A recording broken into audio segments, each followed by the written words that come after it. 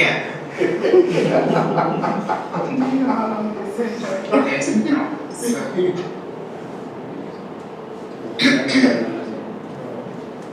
Can you hear this thing?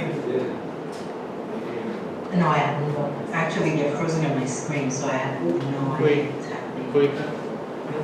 So it's will be just a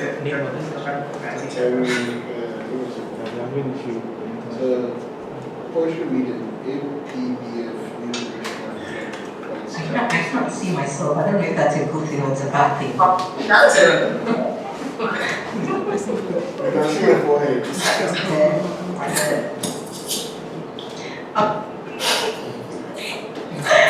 Like it's like that's due because everybody can see.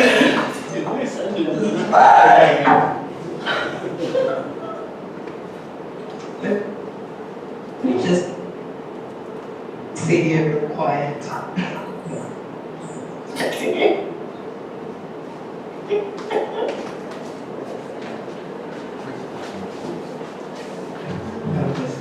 This is who I am. I'm the one with it.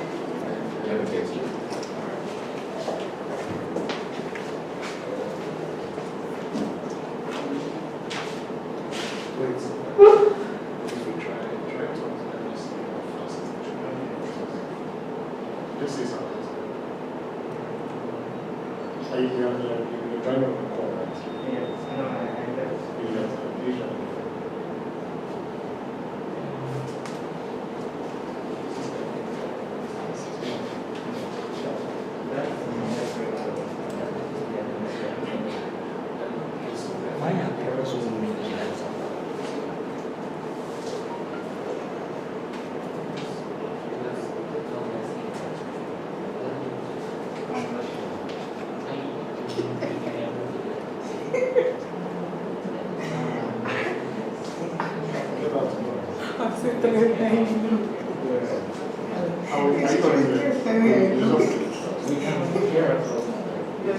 Just now, the letter is up to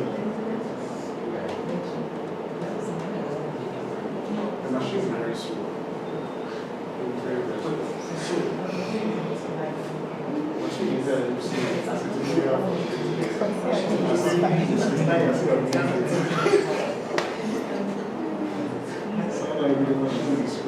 so slow.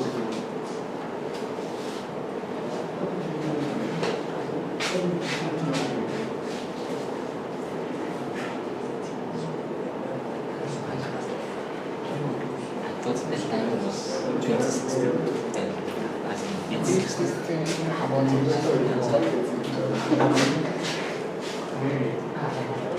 So is that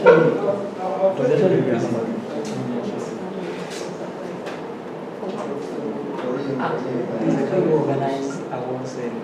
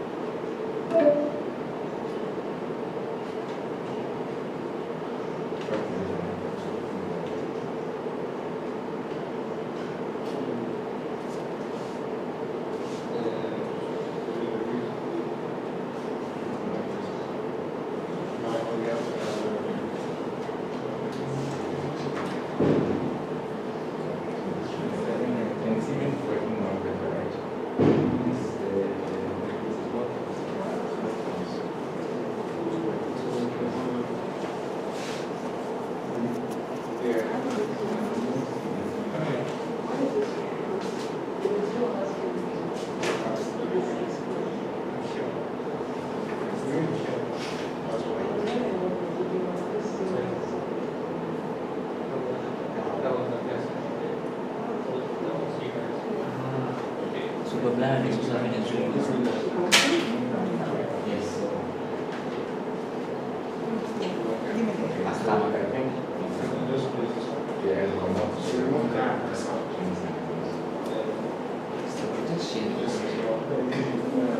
Running all this, right? What's the idea? The idea.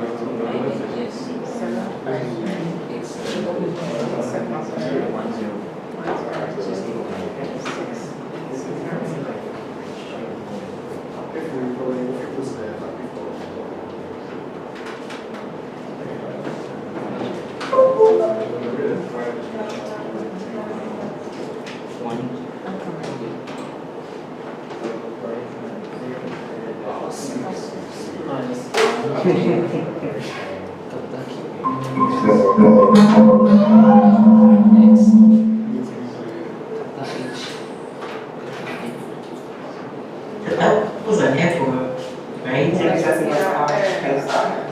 That's fine. Wait, does your mic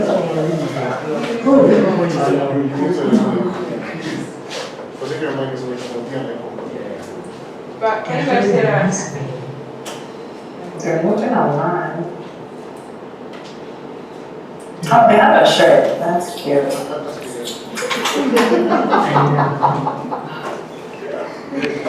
Yes. Tryphena and Papaya. I can't hear. I don't have time to work on Yeah, oh yeah, that's true. Quick, while you guys talking. Yes, we are.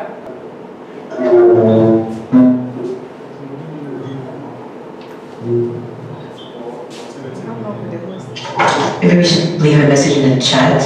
I mean, now I can see them, but now I can't hear them. Can you see them now? I see them, but it's frozen on my screen. Oh. So,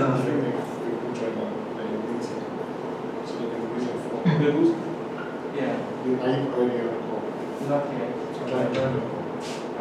I can hear them, but it's okay.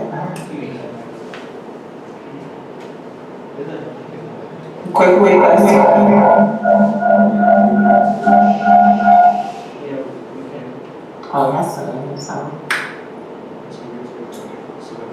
you know, I just realized that that guy sitting next to this is good. I didn't know that before. I thought it was the guy just went over the other screen.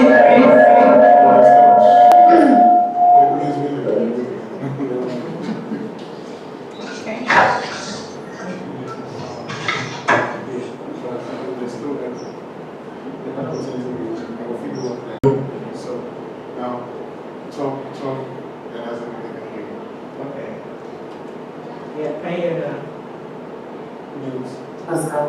Yes, but So see now, if then you can't talk, I will make him. Do you understand what I'm saying? So I want to, so we are So going to whenever there's something, you have to use your. But whenever they're talking, you have to use your mic so that So we can handle it. Yes, please. So I'm saying that if I join the call with my personal number, But if you understand, one person, because you're using his phone mic, right? But the thing is that if his microphone is on and you're speaking through the speakers, it will create an echo. So when you're speaking, you know, my favorite genre to write. So I'm doing a lot of critical assessment stuff. But what are you writing about? So I'm basically practicing for my exam. So what that means is that for the exam you'll be asked to write 10 to 15 page essays in 1 week. And so I'm just practicing on getting.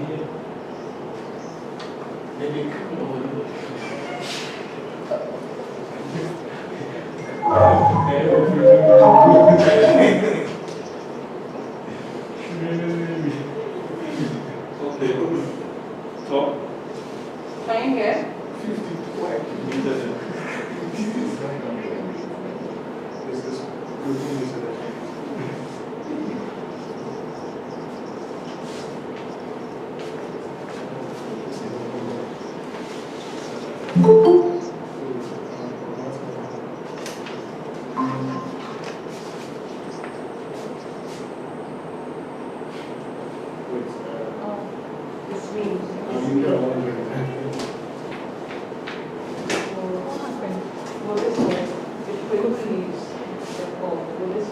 has ended.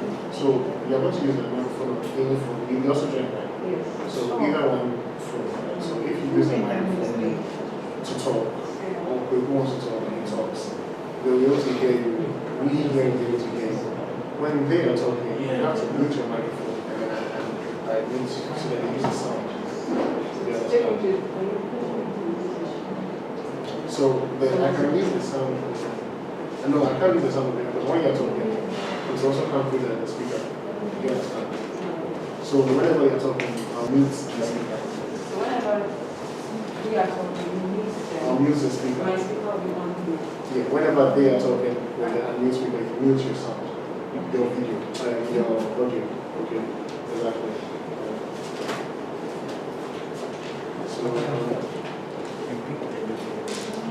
So Brian, you can talk to them. Okay, can you hear us? So you see, when you ask a question, you're about to respond. You have to mute. Or should I try to? You can try to. Okay, can you hear? And yeah, I can hear you. I think you guys muted us, so we were not sure. You know, I was saying, yeah.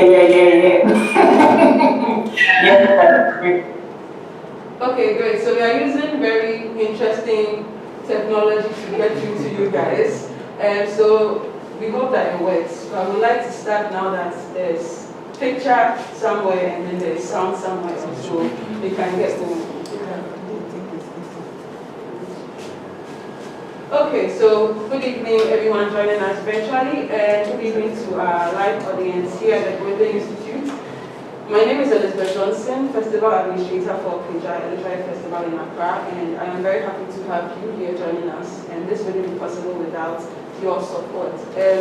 Welcome Tryphena and Afua and Kwaku, who is here with us in Ghana.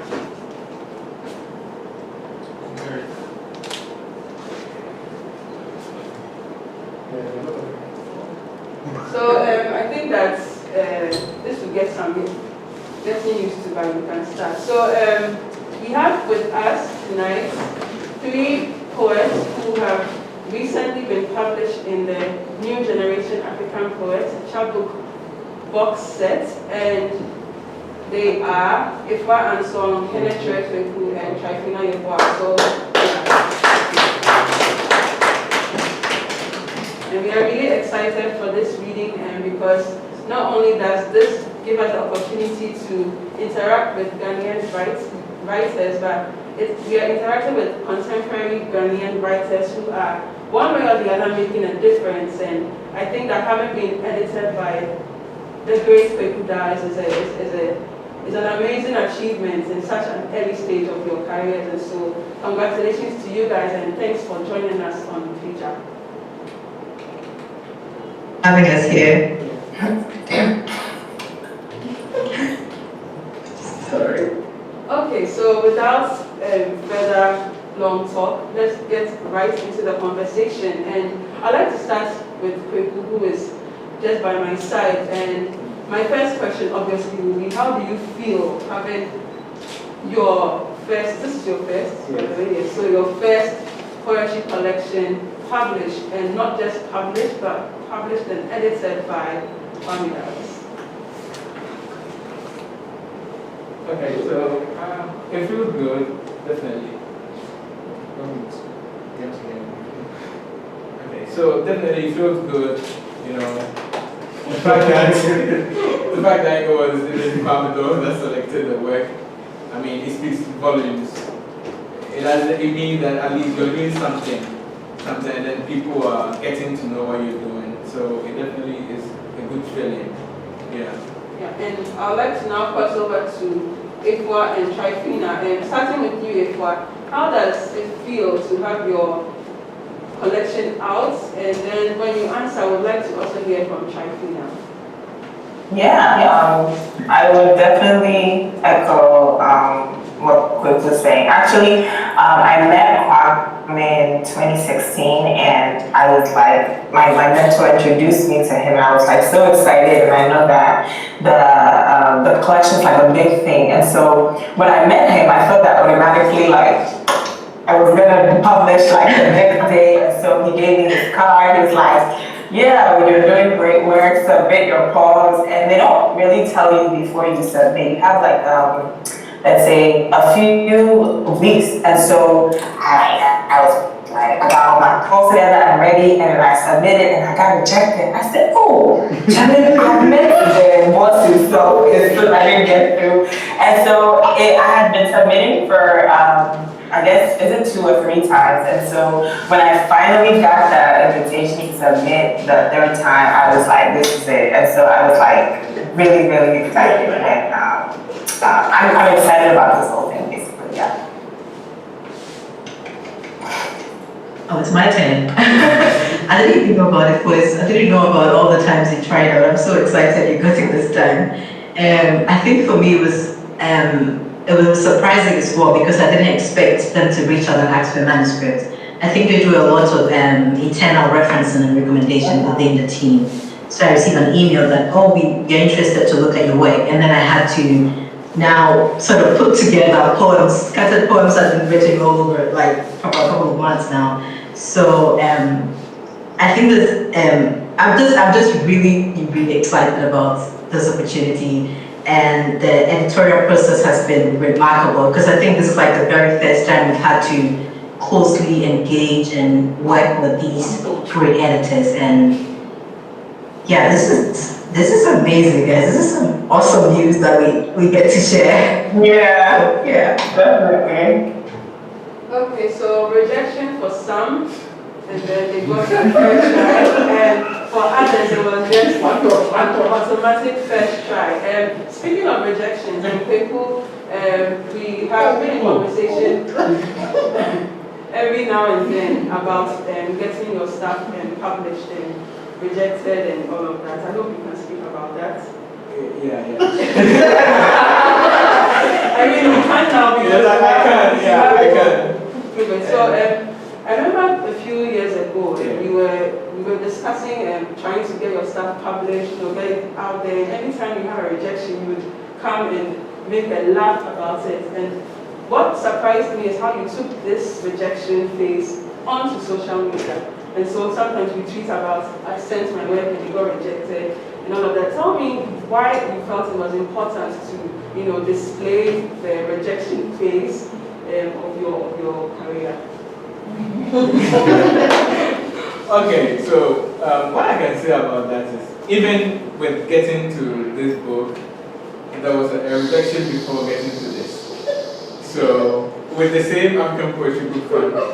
So I mean, it's all fun and games, but it hurts sometimes. But like we have, it's a community. We say in Ghana we don't have a writing community, but we have like packets of representations. So if I share my story and somebody is going through the same phase, probably that may encourage that person to keep going. I mean, we are encouraging ourselves, this is what's going on, let's keep pushing. I mean, when Jay has a rejection, he talks to me about it. When I have a rejection, he talks to me about it. When Kofi has a rejection, Barbara, so it's just like that. So if I share, we all move through it. I mean, they also come back, this was painful, we definitely know, but we keep doing this. It's a movement thing, Not to leave you out of this conversation, Tryphena, but I want to dwell on the issue of rejection a bit more. And this question is to you, Afua. Tell me, what do you think about how the rejection phase has shaped you or refined your writing? Do you think that it's something that was important that you go through to kind of sharpen your writing skill to get you this far?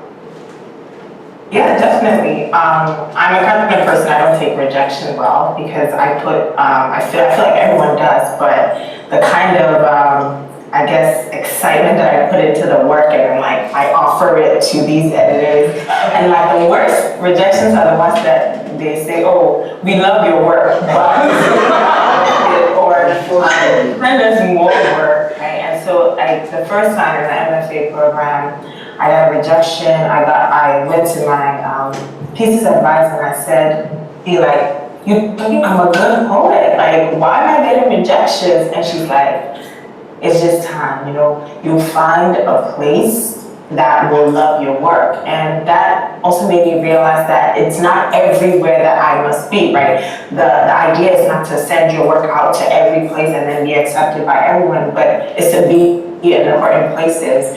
And in terms of refining work, I started working on these Indian crop poems in 2016. And so as I will submit and get rejected, I will keep working, keep working, keep working. And so when it got to 2019, it was set, like it was the time. Like no one could reject me because I had come to accept that this was the best work I could produce in this amount of time. So it definitely helps with the refining.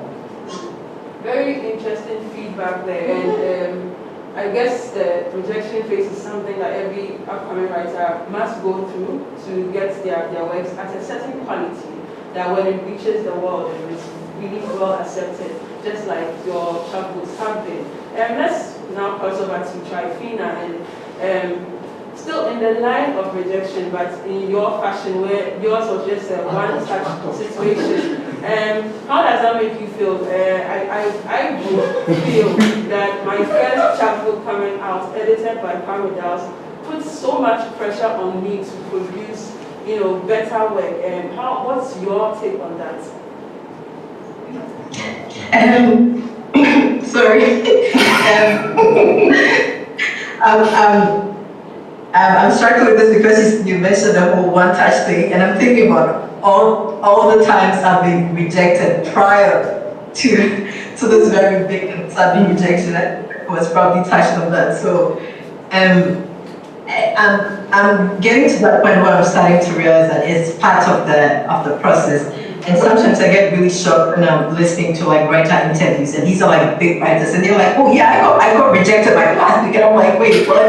You get rejected?" So I think the moment we come to acknowledge that rejection is a very normal and even sometimes expected as part of the creative process, it definitely helps to maybe not embrace it. It helps us to get past it, and I think. Afua probably touched on this, but one of the most valuable thing this whole rejection process has taught me is to sort of go back to my work and look at the kind of journal out there and the kind of journals that my work would be suitable for.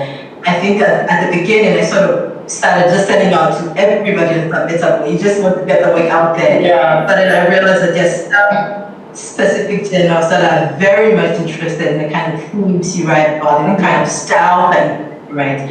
So, well, knowing all of this has made it not easier, but I guess it just makes it better to navigate the experience. So I'm still celebrating and enjoying the thrill of my one-touch win for the future.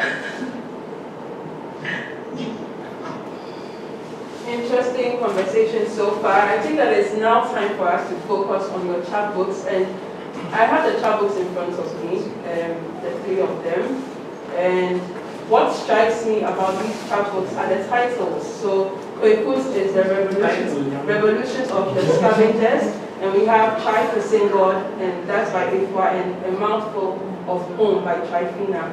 And these are really interesting titles. And so starting with Kwaku, I'd like to know what inspired the title. And from Kwaku, we can move to Tryphena and then to Afua. Okay, so when you read the poems, you realize that I'm speaking mostly about Ghana. A lot of the poems are about Ghana. We are talking about issues in Ghana in these poems. But also, we are not just putting the blame on the government. There is a part of it that you feel like this is talking to us as citizens. This is about us. If we are also doing this right, probably this is not going to happen. So, over there, the scavengers is also representing us as citizens as well as the government.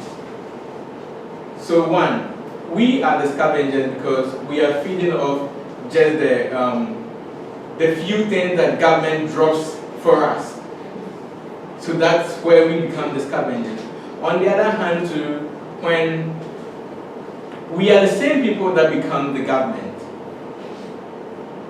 Basically, I think the president of Ghana was also like us some time ago before he became the president. So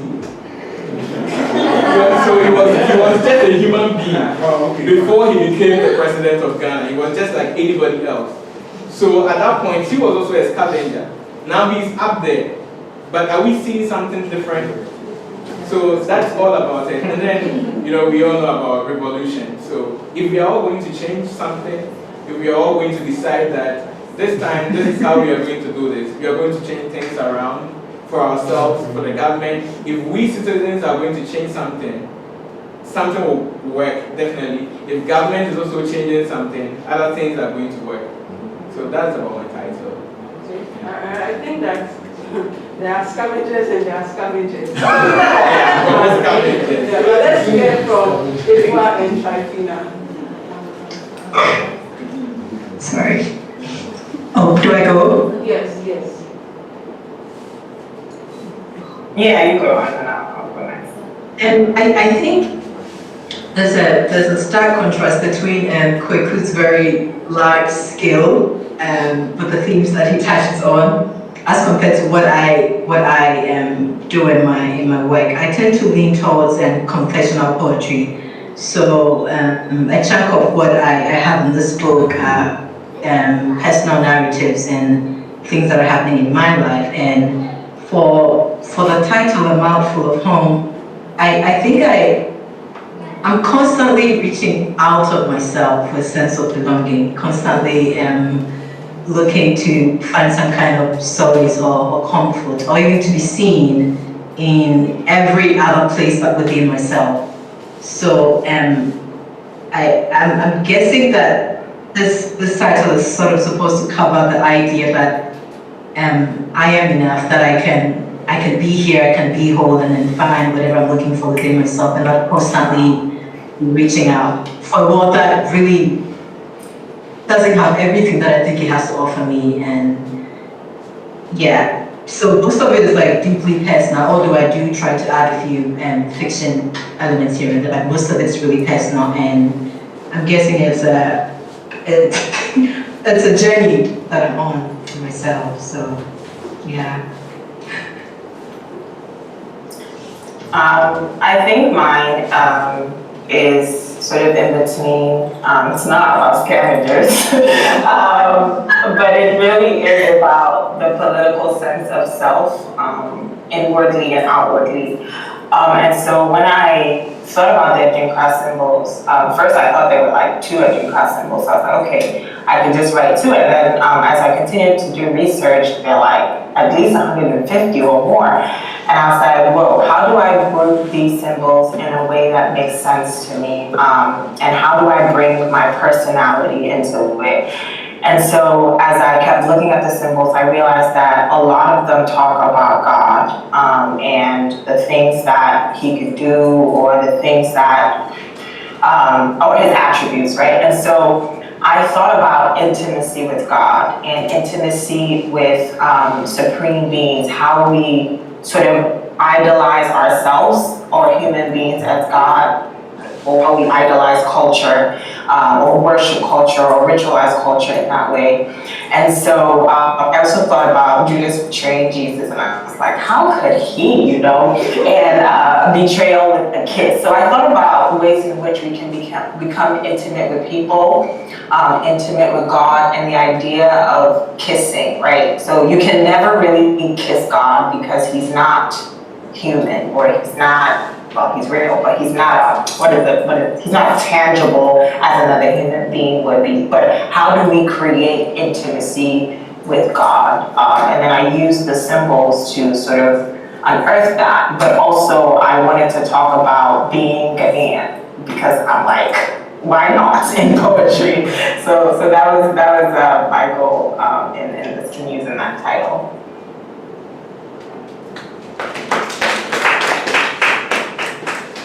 The audience was clapping, but I hope you heard it. And so Kwaku wants to say something, and then after that we'll take our first set of readings. Oh, it's just something to add up. So the funny thing about this is, in some way, in these poems, we are all talking about God. In all of the poems, I see that Chryphena was talking about God in some of the poems. Afua was doing the same thing. In mine, I was also talking about God. Sometimes I pose them as questions, where I ask if there is this kind of God here. You understand? So it looks like these books are also in conversation in one way or the other. Yeah. Interesting comments there. So we'd like to take our first reading. Tryphena has been quiet for a while, so Tryphena, we'd like to take our first poem from A Mouth Full of Foam.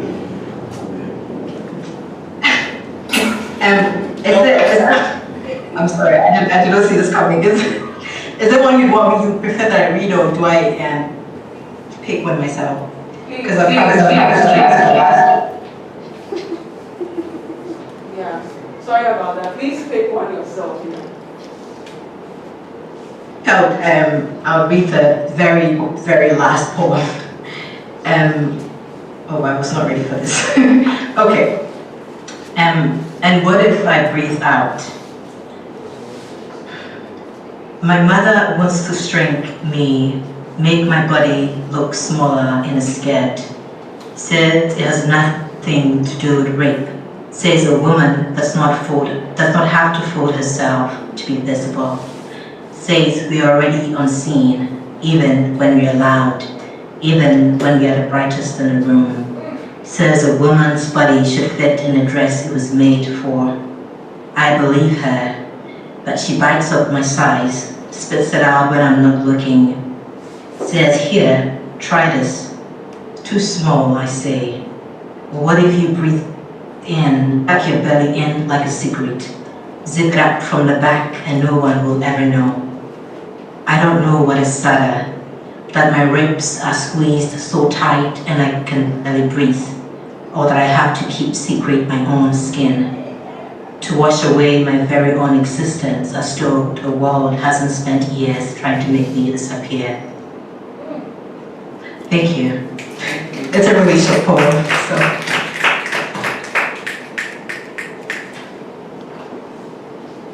That was a very powerful piece there, Tryphena. And before we go to the next reading, I really want to know what is the deeper context of this poem, because there are so many layers to unfold, but I would really like to hear from you what inspired the piece and what really is the context of it.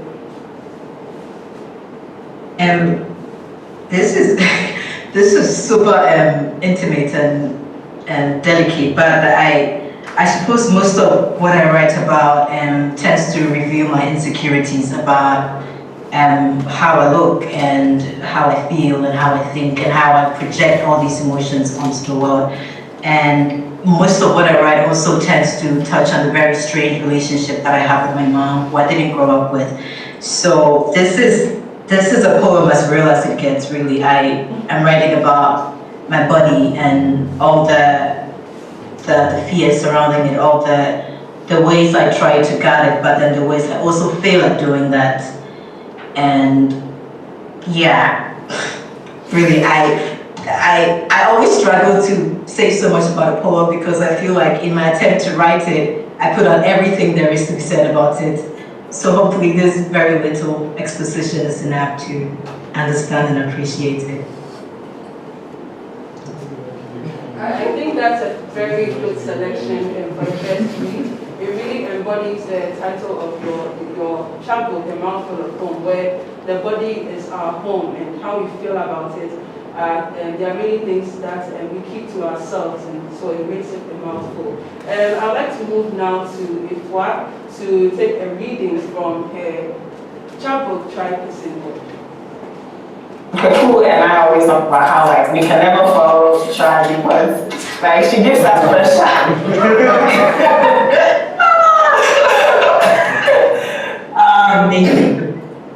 Okay, so I will read the second poem.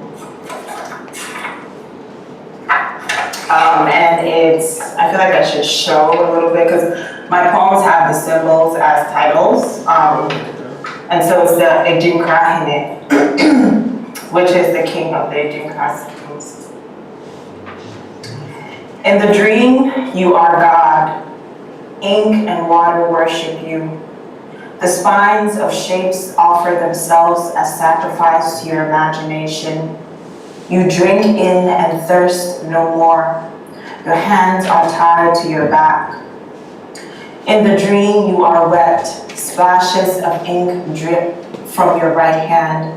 You sit on the cold floor with your feet sinking into a rock. In the dream, you lie on brown grass to wail. Thick drops of ink fall to your face, not like dew, but as though someone else were at a loss, your wife or children inheriting your sorrow.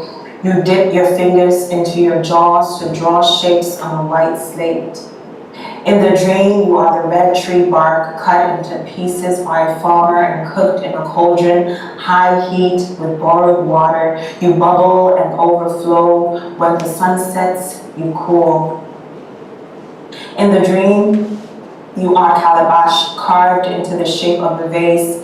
The humans pour something into you, thick and fiery. They leave a bat at the curl of your lips, and it drinks until you are empty.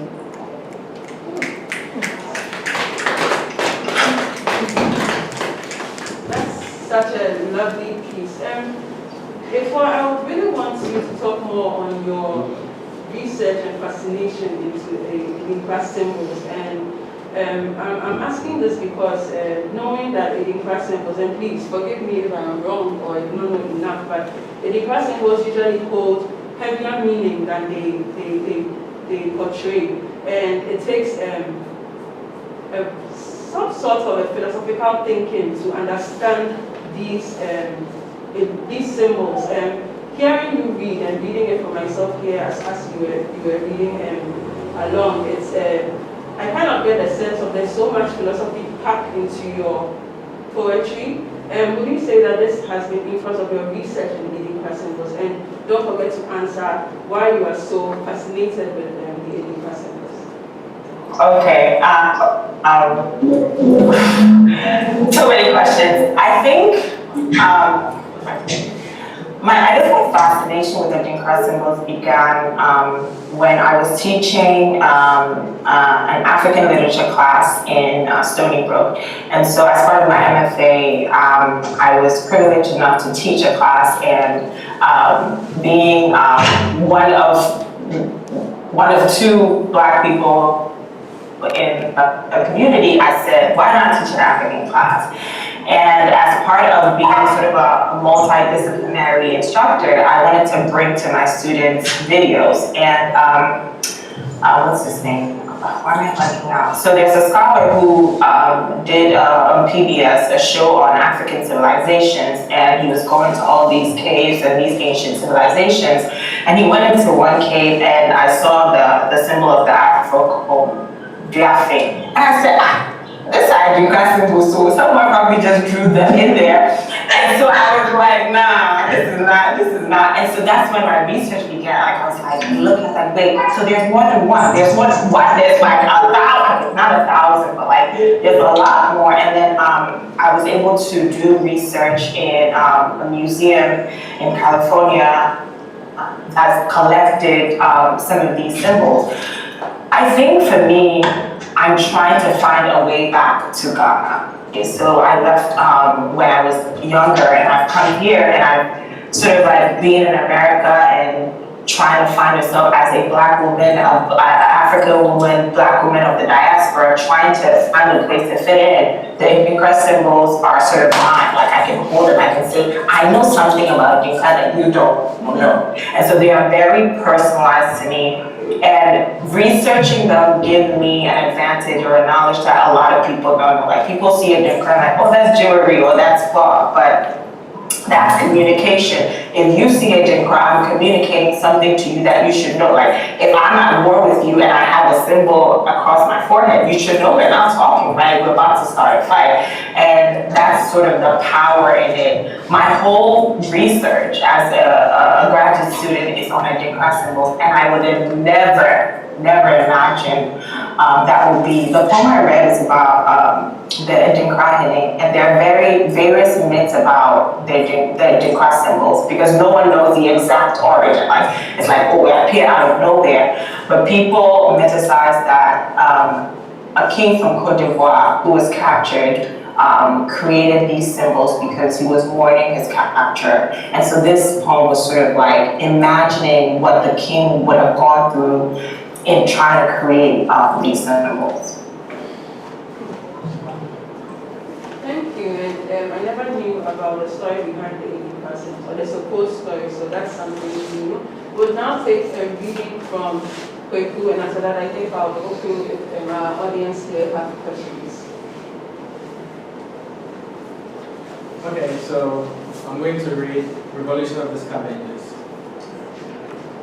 Revolution of the Scavengers. My son, I had it in my heart to build a house for the name of the Lord my God. First King David, First Chronicles 22:7. Ghana word, news headline. Government begins demolition of church in Bangalore for National Cathedral. And the prophets agreed that David builds a temple in the name of the Lord. But can a man build a house for the Lord when the Lord has not asked? There is a still smell of a national temple, a national cathedral, needful, not needful, in the atmosphere. And as the nation reasoned, the Lord spoke to the prophets. Your hands are bloody, man. Don't build a thing in my name with those bloody hands, man. Now the prophets asked the king, are your hands free of blood? The flags have come to take the bloods in your name. The birds have taken bloods in your name. They come with your hands and leave with your hands. Your fingerprints are all over these graveyards. Bloody hands build no temples, my Lord. So the king built no temples, and this was a wise king who loved his people. Thank you. I always wonder, why as Ghanaians or as Africans we are so fixated by the thought and image of God.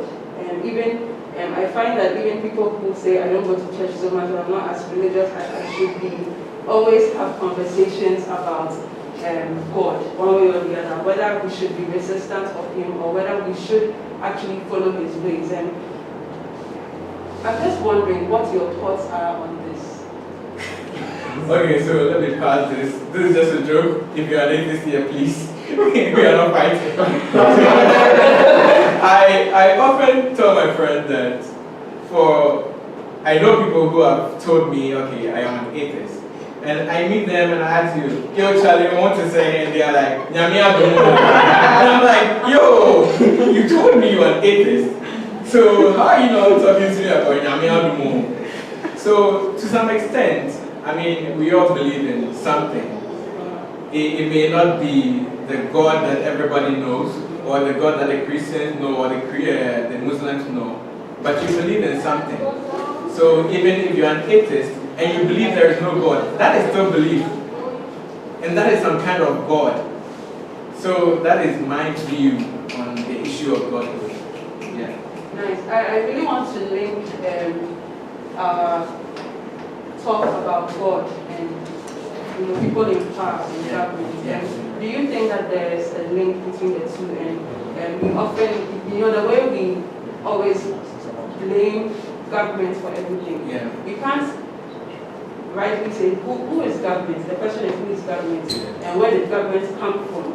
But then there are people who are in power. Is it that as people we like to always have an unknown body to blame for something?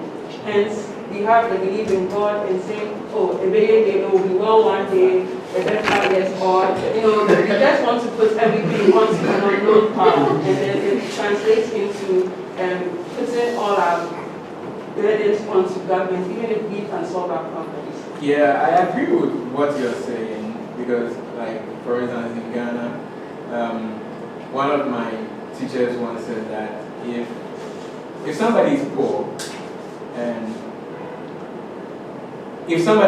and then they have an issue, they have an issue with somebody, a kind of litigation, what normally you hear is, but when the person is well-to-do, let's go to court. You get it? So it looks like we use the issue of God as some kind of an excuse sometimes for the things that we lack. Because I don't have money to take you to court, okay, Henneh, let me leave it to God. And it feels like, for some reason, it keeps us stable. I mean, you're going to think about the whole thing. I need money, I have to send this issue to this, I have to do this, my kid is sick, I have to send the child to hospital, but I don't have the money. But if I leave it to God and something bad happens, definitely it was God. And there we are again, trying to put everything onto an unknown so far. I'd like to open the floor, as we say, for questions if there are any, and to our guests. Do you have a question, a comment? I'd like to know where we can purchase Afua's books, if she has copies in Ghana. Okay. So the question to Afua is, where can we get your books? I'm working on it, and so I will post that with Elizabeth or Kwaku, but please stay tuned. Thank you. Okay, so there's another question, so we'll take it. There's 2 comments Yeah. on the question of God. I think there are 2 important distinctions: autopsy, autocracy. What religion says and what we do. And also the fact that we do something does not mean that that's what religion says. So it's important that, because you are conditioned by our circumstances, and per our history, we tend to look at things certain ways. So for example, because of our colonial experience, being oppressed, we kind of look to a higher power. And that distinction, because the colonialism, transatlantic enslavement trade has that thing with Christianity, so it's not that simple. And then the second one is about the origins of Adinkra. There are quite a number of mythologies that explain the origins of Adinkra. The king is said to have come from Bono, German, the German state, North Congo. And then one of the explanations also is that, Adinkra is like Yedinkra farewell. So some people think that also from the somewhere in the Ashanti Kingdom, but Ashanti appropriated all civilizations from any Akan nation. So it could be from anywhere. Okay, so what Kwabena said is quite true. I am from Germany, which I think Afua and I have spoken about like a couple of times. So I'm from Germany, where it is believed that the ancestors came from, and even in our chieftaincy, aside of the people who can become the kings or the chiefs are the Adinkra people. The name is still there. You get it? And the thing about Côte d'Ivoire is that a part of the Bono Kingdom is in Ivory Coast now. And even in the past, the Bono Henneh, after the land demarcations, he was in Ivory Coast. So they used to still go to his side every year for their, cultural practices, which now they don't do. But it is still there. We understand that that link is still there. So even with the Bono that we speak, now we feel like the one spoken in Ivory Coast is, the pure one. What we speak now has been infiltrated with, all the other Ghanaian languages. So that's just something that I wanted to add here. Very nice comments coming in. The thing I love about literature is that you get to know a lot more if you read than if you do other things. Not to say that other things are not a good use of your time, but I believe that literature is one of the best use of your time. So let's keep reading. Do we have a question? Comments? Yeah. So this is for Kwaku. So in your book, we have the God of accountability, God of water, and then there are so many other gods. Is it, so I'm trying to think about it, is it like the many faces of God, of one deity, or is it different deities? What was the idea here? Okay, so I've been thinking about the attributes of God, and sometimes I'm still thinking about it, so I'm not going to say that this is certain, because tomorrow if you ask me, I may change my mind. So I've been thinking about the fact that probably the attributes of God that we know in the English language, when it comes to our African setting, we would have named them as different gods. When as a Christian, you would think that God is the same God that gives us rain. But in the African setting, we will have a God that gives rain. So I feel like probably it's just the same thing. It's nothing different. It's just the same thing, the way we see it. You understand? So that's one of the things that I was thinking about when I was writing the book. And then the other thing was, somehow I was reading Inua's book. I've forgotten the title. The God of Rainfall. Yeah. Yes. So I read that book around the same time. So I think that also had some kind of influence on the work to some extent. Yeah. So yeah. Okay. Without comment, when you take it from the Christian perspective, Yeah. even as Jehovah Jireh, there are all these kinds of other names. Yeah. But as you were talking, I remembered by Simon's a question that he posed on social media so many years ago about pantheons. And I think in his, maybe, I feel in his framing of the question was to do with Igbo mythology or Yoruba mythology, when you have a god of iron, god of fire, god of something. And then he was asking about the Akan gods. In Akan you have gods of rain, you have gods of that. So, I don't know, maybe ontologically, it could be theorizing something. In a kind of context when we don't have really gods of all these things, as opposed to Greek gods. Okay. And you see, the other thing about this is that when you come to the Akan system, you realize that even the attributes of God that we give in Akan to the God that is supposed to be the Christian God, you see these autotrobonsu, and when you break it down, you realize that this is related to this is related to that. So it feels like a God of this, a God of that, just that we don't specifically call it like that. So yeah, that's it. Yeah, it's almost becoming a religious class now. Let's refocus back into the chapbooks.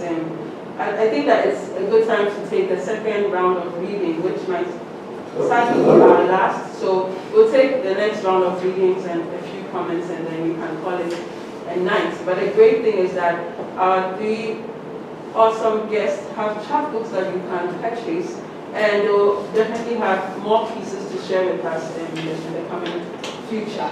So I think we could start with Kwaku here, and then cross over to our friends on the other side. Okay. I don't know what to read. Okay.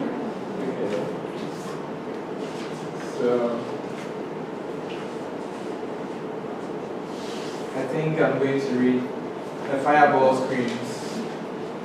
The Fireball Screams. Ghana Web reports, Modern Ghana reports, other local news outlets report. We believe, but we want confirmation. BBC, Al Jazeera, and CNN. Al Jazeera report. Guards report blast kill at least 7 in Accra. The video circulating on WhatsApp and other social media passes for a bombing scene in any America versus Iraq movie as a fireball umbrella the city. Edward Monk's The Scream has no voice but a body, yet we hear the scream, mysterious.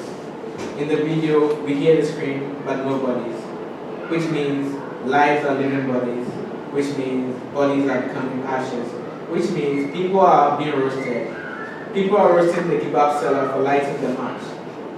The kebab seller didn't leave the gas or plant the gas station in the middle of the city. But he doesn't use human bodies for kebab. I cannot question the gods. Which of the gods? The god of fire or the god of fuel stations? A few people rose the government. We are the people, and we are the tribes, and we are the government. Maybe we should roast ourselves for not knowing the laws, and for knowing the laws and entombing them in dead ears. Thank you.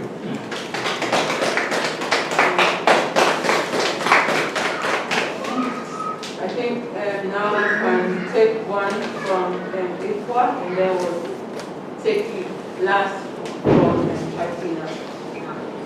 Okay, so I will read the last, not to go back to God, but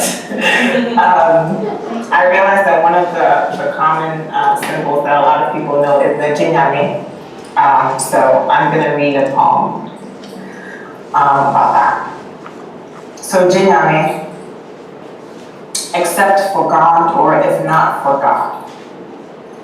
Nyame wears a strange mouth. It is like small rocks with oceans running inside them. Touch and you may shatter into eternal mortality. Not in the way a baby's eyes closes with her mouth over her mother's nipples, slightly ajar, or how a beetle sheds life and still lives with straight wings.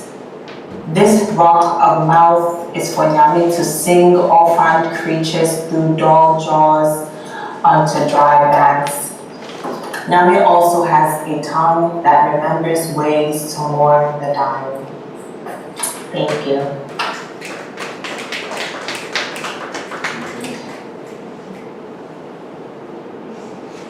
Once again, you missed your applause from the audience, so maybe you can take it. Yeah, so now over to you, Tryphena. I was muted. Liz, I think I want to read a poem that is not in the book. And Liz, I think you've heard me read this before. But this is a relatively new piece I wrote for my friend, whom I call a friend of my heart, and she's recently been hospitalized. So it's just been surreal to see her go through this health crisis and how it affects all of us and how it affects her. So this is for my friend, and the title of this poem is Pulse. So, okay. Pulse. Ours is not an impoverished relationship, the roots of a thing resisting growth. What we are is a sprouting field, a greenness that ripens fast and extends a hope we cannot live without. Which is why the second I hear about the malfunction, the accident that your brain has turned against itself, that you're twitching, your body having lost all control, jolting an electric madness through you, my heart, it bends. My heart, it gives way, falls free from its anchor and shoots right up, trapped inside, an abnormal growth of a cell. Take a day, any day, where the body, without warning, contorts itself into a crisis. The urgency with which it spreads, the manner in which it breaks the flesh that holds it. Take a day, any day, where the night before, your friend talks and laughs like it is the most normal thing, the most precious thing. And before you know it, you're waking up to a life that's naked and exposed, so fragile you're sent to your knees, gathering what is left of it. I witnessed the breaking down. My friend, a drip hooked to her vein, is thread strangling me at the neck. My friend, losing her speech, a hitch in her voice creating a void that can swallow me whole. My friend, taking out her braids, preparing her scalp for wires to record wave patterns. I go under and under, drowning when no one sees. The friend of my heart on a bed, a table, inside a tube-shaped machine, my God, a nightmare, an emergency, the body as a frightening complexity, and my friend laboring in breath while the condition splits her open. She inhales and it's a gift. She exhales and it's a promise. Take a day, any day, where everything is predictable, where you lift a cup to your lips and eat of something sweet, honey on your tongue, waters of milk flowing about you on all sides. Days you are so at ease you escape the memory of pain, where life is so long, so full, you take your time to live in it. Now what you imagine, give to me tenderly. I am desperate for something to believe. Thank you. Thank you, Tryphena. The first time I heard it, I didn't know what to say, and hearing it again, and this piece will always be very profound, and I think that it is a great way to bring our amazing conversation, amazing and godly conversation to an end. I have been I'm very honored to be speaking with you guys. I'm very excited to have new voices, and from Ghana, especially from Ghana, and I'm looking forward to reading more of your works. This is my first interaction with you, and I definitely will be more or less judging you because of your research and hoping to read more. And Tryphena, keep giving us more. And also to Kwaku, definitely we need more from the revolution of the scavengers. I am looking forward to maybe a part 2 or 3 or a bigger book. So yeah, we also had a very interactive audience, and thank you for making the time. It wasn't a great start, but we ended on a beautiful note. So if you're watching us virtually, this has been a poetry reading and discussion with Afua, Ansong, Henneh, Kwaku, and Tryphena, Yeboah, who have recently been published in the New Generation African Poets, a chapbook set. And I always like to mention that Kwame Dowse is a part of this. And yeah, have a lovely evening and enjoy the rest of your weekend. We have more of Keja tomorrow, and we hope that you can join us virtually again sometime soon and enjoy the festival from wherever you are. Thank you.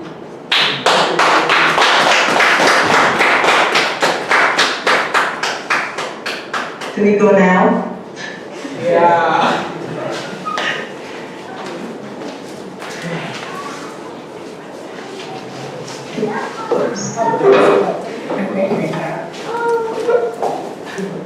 I have to watch my next week.